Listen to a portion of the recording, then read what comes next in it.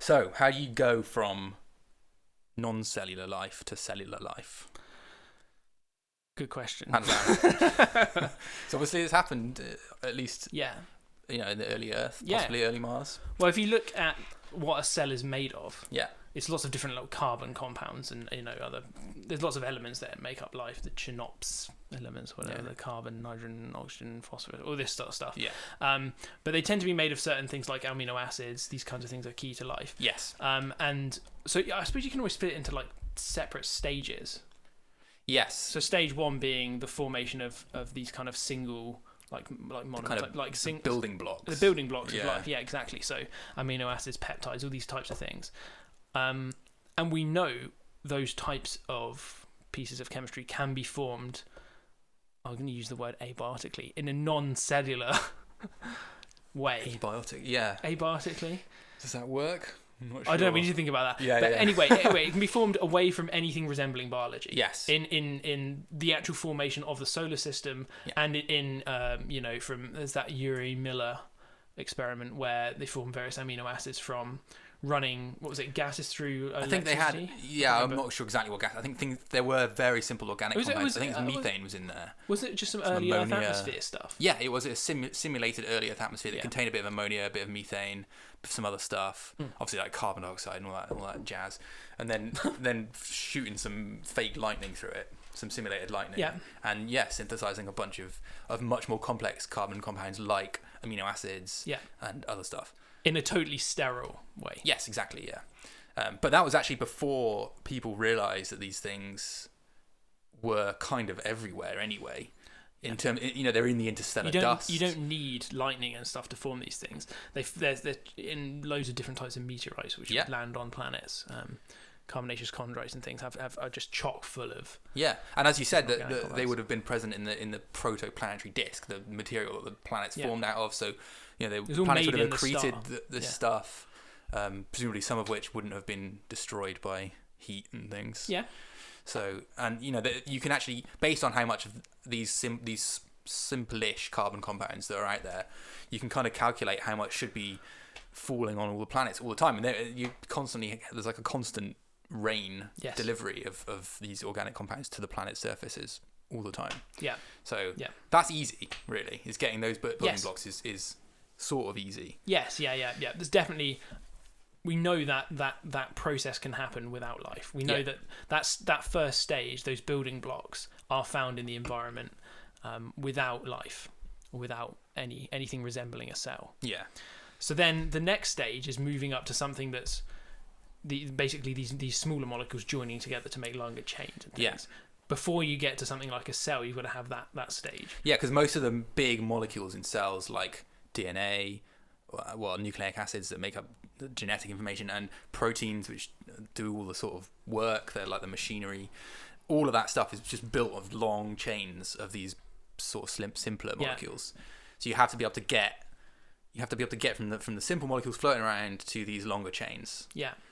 I mean, we see that happening without the influence of life at all. It happens naturally in normal chemical systems. Yeah, these things do join together. They do, and we can do it in the lab. Yeah. And there's been like directed experiments to try and do this. Turns out it's a complex process, which is one of the reasons why it's so hard to try and make sort of life in a bottle. Yeah.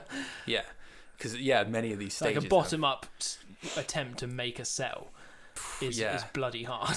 Yeah, I mean, we have no idea really how to go about it at this point. No. But so that this step of starting to build slightly longer chains is complex and probably involves energy and things like that.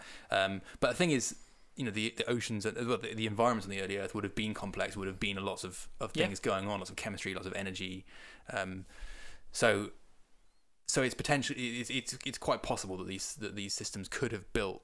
Well, they obviously did build complexity. Yeah, so from very basic kind of structures, so slightly longer chain stuff. So this is where it gets blurry. Yeah. Between this second stage where you get, amino acids and stuff can join together and, without life or anything related to it, fine. They can do that, they just join together in various heat currents and various pHs and all pH, that exactly. So you get some chains, but they don't really form dedicated biological macromolecules, like real kind of structural, to have a function and actually meant to do something. Exactly. Yeah, you would have probably got peptides, which are chains of amino acids, just kind of forming randomly all the time. Just like this kind of chemistry all going on. Yeah.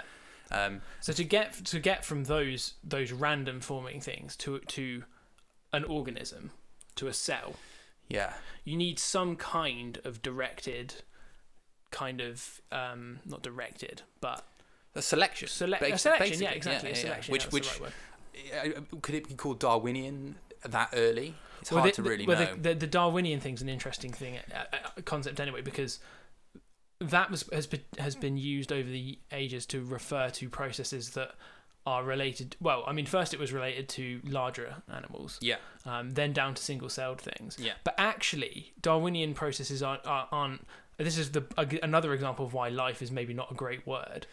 They're not restricted to cells necessarily. No. Chemical systems can undergo Darwinian evolution in the sense that a chemical system is going to use up more of these monomers, these kind of amino acids and things, if it's more adapted to its environment. Yeah. So to join more of these amino acids on, if it's at the right sort of structure, at the right pH and things, you might get these things forming in a particular way, which kind of self-selects. Yeah. Certain molecules that are favourable to that environment. Yeah, if you just get more of that type of molecule purely because it's more stable in a certain environment. That's a type of Darwinian evolution. Exactly. I mean, that is basically what evolution is. Yeah, exactly. Darwinian evolution is. But it's not with life. Like that's not with something anyone would call life at that stage. Sure.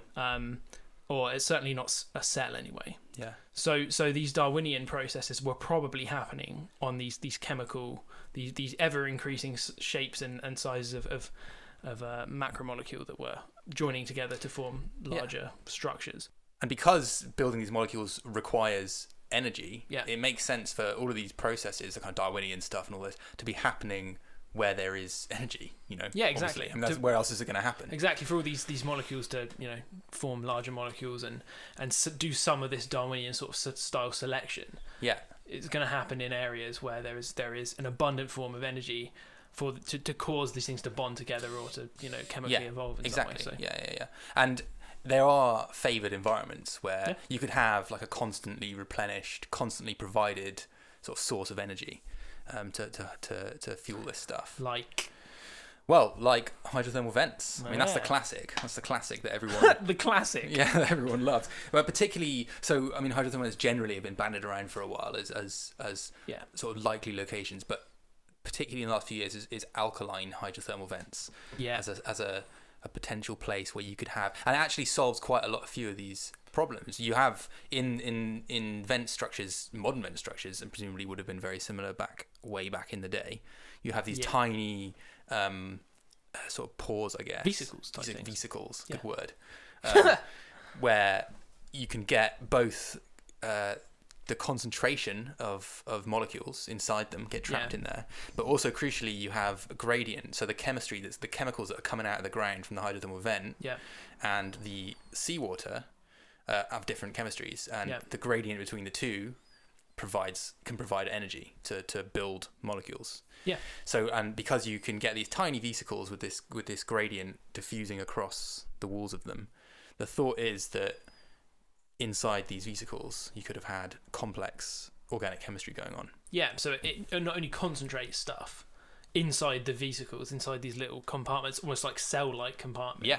You get these processes, again, this Darwinian type evolution happening where you've got certain, because there's a smaller space as well, and lots of stuff going on. Yeah. Things that can maybe do some type of chemicals that can do maybe some sort of self-replication, so sort of autocatalysis type stuff. Yeah.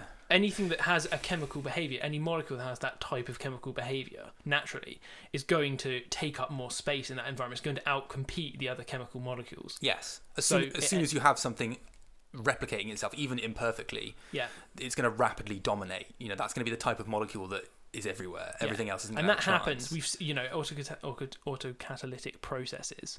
Happen. They've been observed. Yeah, sure.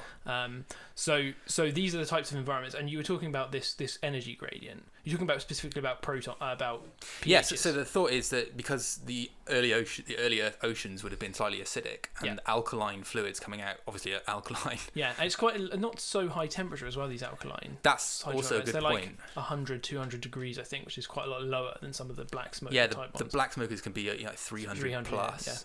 Yeah. So they're quite a bit cooler. I think they can even be cooler than that as well. Yes, they can. 60 degree type. Yeah. Quite low, which is crucial for like stability of complex. Can't be too molecules. extreme. Yeah, exactly. But because you have this scenario with kind of a slightly acidic ocean water, with the alkaline water on the other side of these vesicles or whatever, you have this flow of protons, which is essentially, I mean, if you look across biology, that is a mechanism for generating energy, is a flow of protons across a membrane. Yeah. I mean that is almost universally how biology generates energy. Exactly. Yeah. On a very fundamental level. Protein bumps stick out, and then use that gradient to generate things like ATP. When just things that power the cell essentially. Yeah, exactly. All across biology. So it's in these deep branching organisms, the thermophiles and things that they use those types of processes. So it's very striking the kind of the similarity in chemistry between these vesicle type things and these alkaline hydrothermal vents. Yeah. And the two different pHs on the outside and inside that result in this flow of protons between the two. Yeah, and the other actually pretty compelling thing about these alkaline hydrothermal vents is that the type of chemistry coming up out of the ground, actually it contains hydrogen and it contains carbon dioxide, and actually you don't even need the simple monomer building blocks we were talking about, the amino acids. You can actually build all of that stuff inside these vesicles using particular types of chemistry. So all of that is possible. So you can actually go from totally inorganic sort of precursors to essentially proteins and early sort of replicating molecules and things with an energy gradient. And presumably once you have these tiny vesicles with this stuff going on inside, establishing some kind of membrane to more closely regulate what passes between the external and internal environment is kind of just like the next step, really. I mean, it's a challenge. It's a challenge to explain how that happens. How you form the basically the cell wall. Yeah, but again, it's going to rely on cell membranes, right? Darwinian processes. If there's an advantage to that happening. Yeah, anytime there's going to be a concentration of the phospholipids in one particular vesicle. Yeah, and that ends up overproducing itself or something, and that these types of things, they just end up concentrating for various because they are more adapted. Exactly. In terms of the crucial thing to keep stressing about the Darwinian stuff is that all it implies is that it is better at replicating than other things. It makes more copies of itself than other versions. So it just ends up being more common and more likely to proliferate. The phospholipid bilayer thing, the cell membrane, is a bit of a sticking point, I think. Yeah, I think it is a very particularly it's difficult to. People aren't really sure how that kind of might form. It's still, although we're talking about it as if it's something that would happen, it's still slightly mysterious, that whole thing. Yeah, it is. It's a sticking point, especially trying to, because actually I think in terms of the experiments that have been done on this and some of the modelling or whatever, actually doing the chemistry inside one of these essentially mineral vesicles is quite easy. But then actually, how do you get a cell out of one of these vesicles? It's just a free floating cell with a membrane and all that stuff. It actually turns out to be pretty tricky to explain that part of it. So it's just a hypothesis, like any other, but it's fairly compelling. It seems to provide quite a few of these ways of going from relatively simple chains of organic molecules all the way up to establish what we recognise as cellular processes.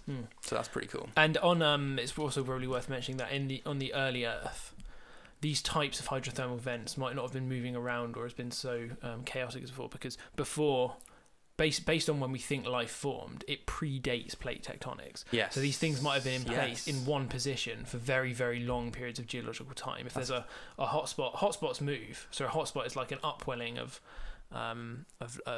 magma, basically. Yeah, from really deep down in the earth.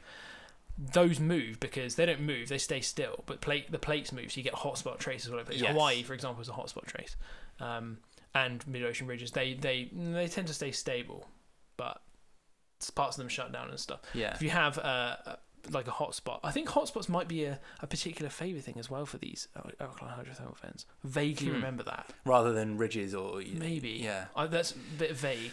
I need to look up, the Lost City. The Lost City is the case study example. Yeah, it is Alkaline. One of these. Yeah.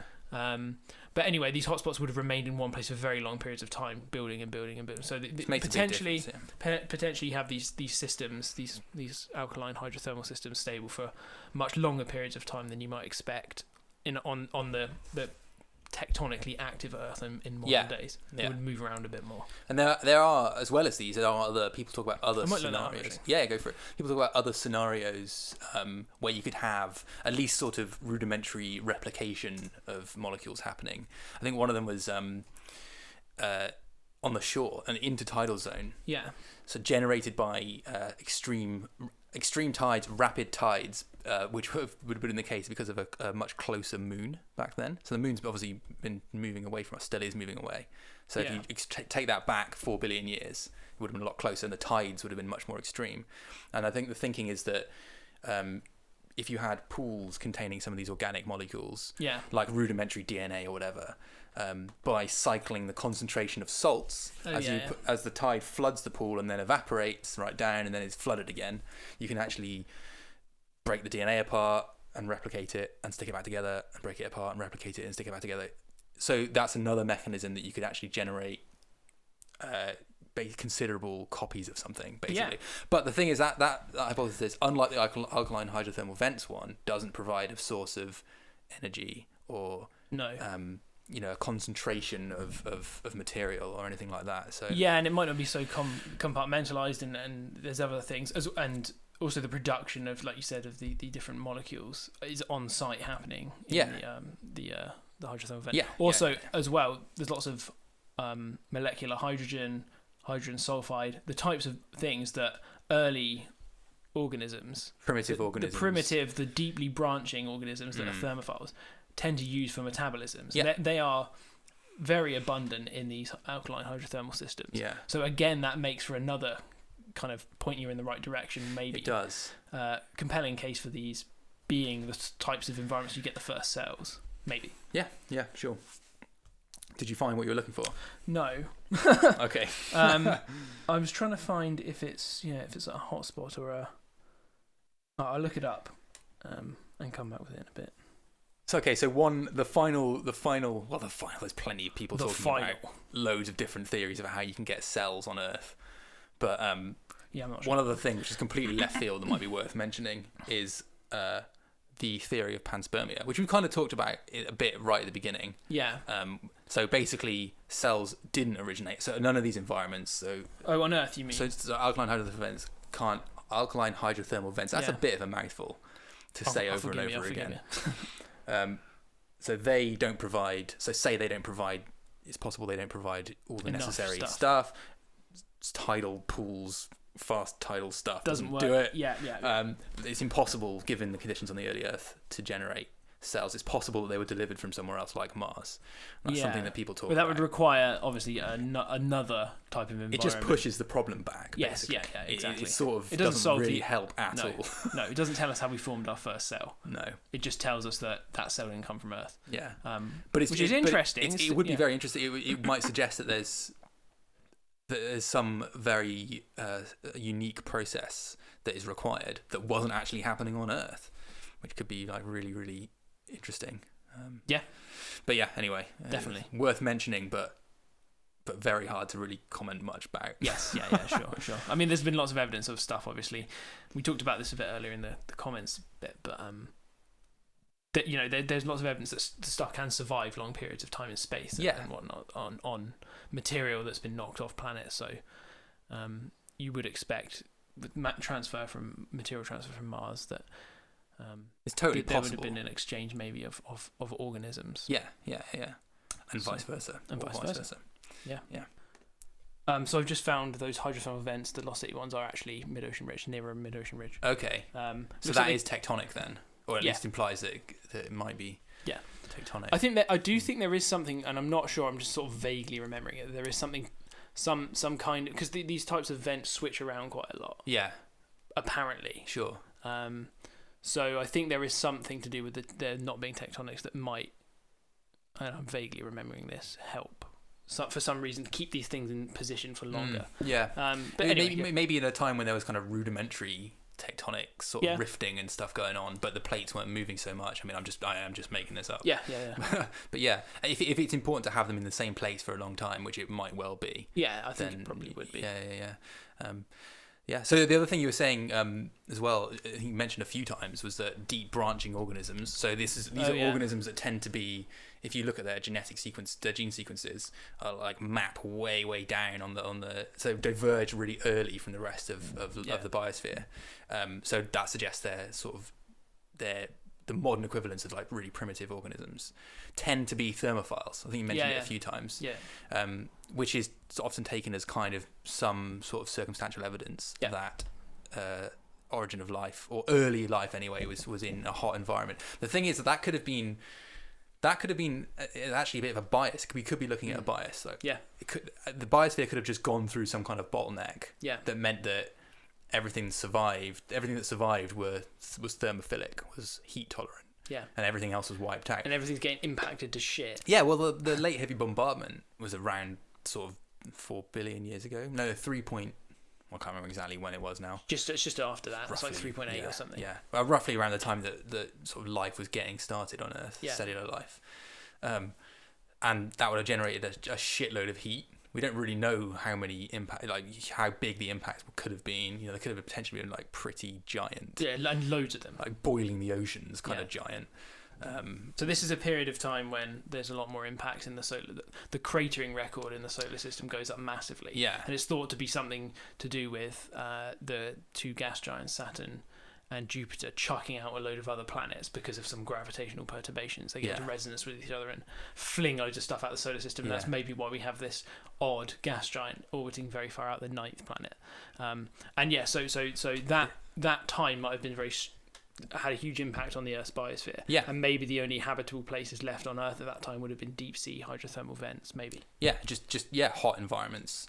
Yeah. The coolest environments basically could have been already like super hot. So the only things that could have survived were and everything else was above the temperature. Yeah. So anything that existed before that might, like you say, it might be a bottleneck. Could be a bottleneck. Could be sort of an artifact, or not really evidence that the first organisms were thermophiles, rather that just the biosphere went through some kind of bottleneck phase. I mean, it's possible.